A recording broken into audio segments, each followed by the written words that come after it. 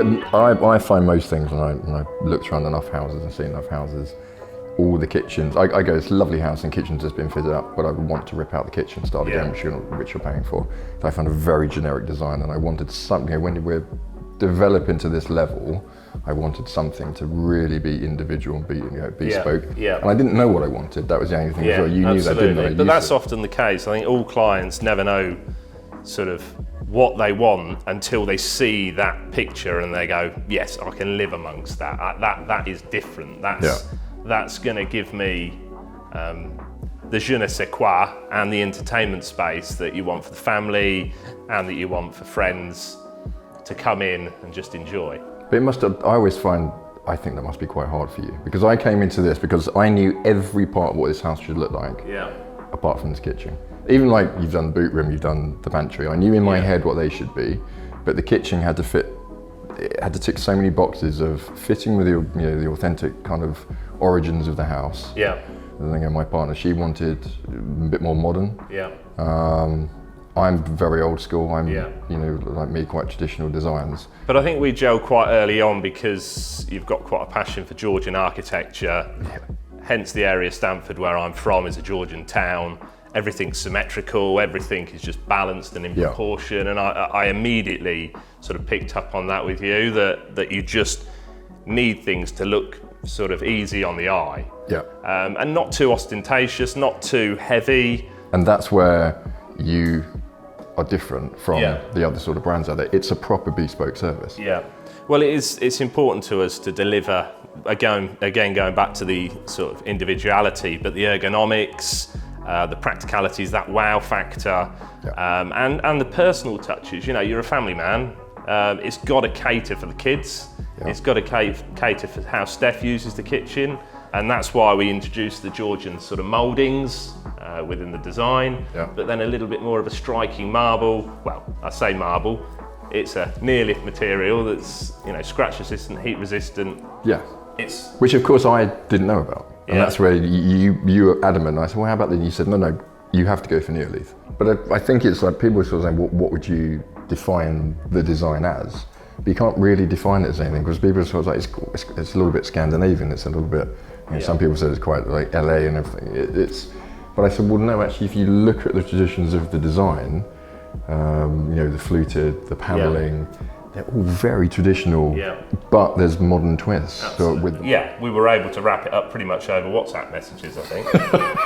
Very true, actually, we were. Build a kitchen through WhatsApp. You would take a screenshot of something you liked, send that to me. But that is your service, though. Like you say that as a joke. But that is where I sort of bake her. It's that personal design service where you don't get that from other brands. We all know the big kitchen companies. You won't get the founder of the brand WhatsApping you going, oh, I've done some research, looked into this, the team have done that. Do you like this? Do you like that? You don't realise how amazing that is. To have that level of service, you probably take it for granted that you're doing that for someone, and that's where you are different from the other sort of brands out there. It's a proper bespoke service. This was always the design I wanted to walk through and then utilise that actual space. To keep all the glassware in there, but to have that lit up, and people loved that with the fluted design, which works well. I mean, that's what I was talking about earlier, though. I just loved that design of the bake house. The guys in the workshop, they're doing an amazing job.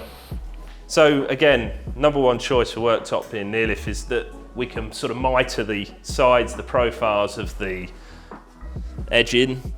We can then put this fade that comes through to a shark's fin profile, which then meets the fluted sort of reeded back panel that we've made from walnut. And again, just creating that shadow line behind where we've ran the lighting, it just adds depth to the room. Instead of it feeling like just a breakfast bar, it just adds interest. No, it's like a proper design piece as well. And I've never seen that, like the mitre design. Well, Olympic Marble, they've done an absolutely sterling job.